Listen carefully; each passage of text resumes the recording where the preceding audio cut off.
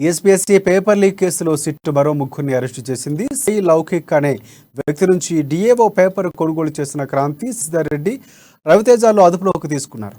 ఇదిలా ఉండగా TSPSC ప్రశ్నాపత్రాల leak కేసులో 8 మంది నిందితులకు నాంపల్లి కోర్టు బెయిల్ మంజూరు చేసిన సంగతి తెలిసిందే. కోర్టు బెయిల్ మంజూరు చేసిన వారిలో నీలేష్ నాయక్, కేతావత్ శ్రీనివాస్, రాజేందర్ నాయక్, షమీం, సురేష్ మరో ముగ్గురు ఉన్నారు. 50,000 రూపాయలు పూచీకత్తులతో కోర్టు బెయిల్ మంజూరు చేసింది. సిట్టు విచారణకు సహకరించాలని ఆదేశించింది. నిర్దేశించిన తేదీల్లో విచారణకు హాజరు కావాలని స్పష్టం చేసింది కోర్టు.